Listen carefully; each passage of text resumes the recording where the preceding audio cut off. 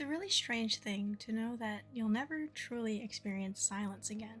When I was 16, my left ear popped. I started hearing through this distorted lens as if everything was on helium, and then it never was the same again. I no longer hear high pitched, but instead I have this never ending twinkling and ringing in my ear and less hearing ability. Now, perhaps it was a lesson on inaction and being frozen in fear. I will never forget when the doctor said if I had come in a week earlier, they may have been able to do something about it.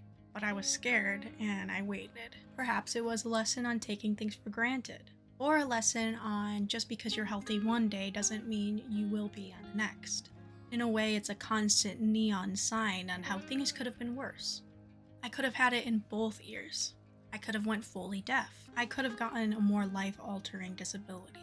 I've gotten used to it by now, 10 years later, and I still remember the doctor compared it to living next to an airport or a train station. Eventually, it just becomes the background noise. But it's still always there, loud and never-ending. And maybe it never was a lesson to begin with. Maybe it was just a bad twist of fate. But fate does like to teach lessons. Or maybe humans are just obsessed with finding meanings in things that were never supposed to be noteworthy in the first place.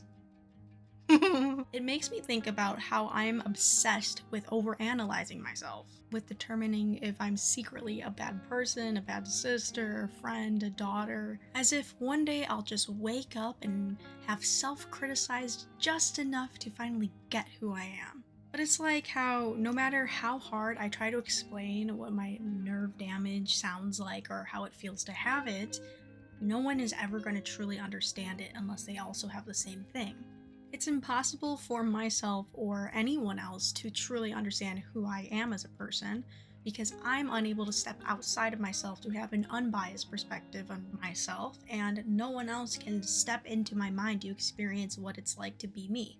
There will always be this bias on how people perceive each other and themselves. No amount of analyzing will be able to get rid of that. Something that I really like about being Gemini, and this is just a side note, is how the astrologers say a Gemini is not actually two-faced. In reality, their truth is just constantly changing and they're really good at embracing it. Even if I put myself in an MBTI 16 personality category or any other category I could place myself in, it might not be true the next day or the next week or year. I mean, half the time with anyone, when you look back a year ago, that person probably would not be able to imagine that you would be where you are now. And a lot of times we surprise ourselves. Going back on track here, I wish I could just find peace in that and stop overanalyzing everyone and everything I've done and everything that's happened to me. I wish I could just be like the ringing in my ears. I no longer try to understand it. It just happens. When I first had the nerve damage, I was so self-victimizing. I was in the window of the bus with my hand on my head and a tear rolling down my eyes as it rains against the window until I realized that being sad about it isn't going to change the fact that it's there and it's happening, it's not going away. That's exactly why they say handle the things you can control and then relax about the things you can't. You can only control the things that you can, and that's it. As cheesy as this is gonna sound, I really just want to practice letting myself be. Stop focusing on the bad things that have happened to me up until this point and the bad ways people treat me today. What's in my control is not how they view me, because often people can only meet you where they've met themselves, but I can control how I react and how I handle it. I do not want to be negative anymore. I do not want to focus on the bad parts, and I would love to celebrate the great things more. I'm 25 years old.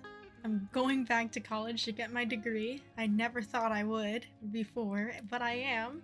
I'm gonna be learning French, which is crazy, and then self-teach myself Korean. I'm off to make new friends and experience new things in a bright, exciting city.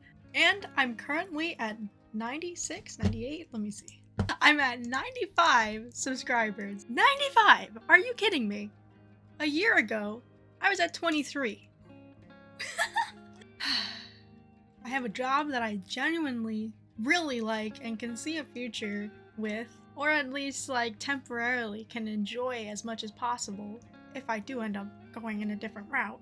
And I've finally been able to set boundaries and stand up for myself in ways that I never had the self-confidence and self-worth enough to do. I'm proud of myself, and I don't know, this was just a diary entry that I wrote while I was working and had some time, but I hope that hearing it can be a source of inspiration for others. And y'all already know that I like to look back at my old videos and reflect on them. Alright, well, I hope you guys are having a great week, and if not, I hope things get better. I will see you on the next one. Bye!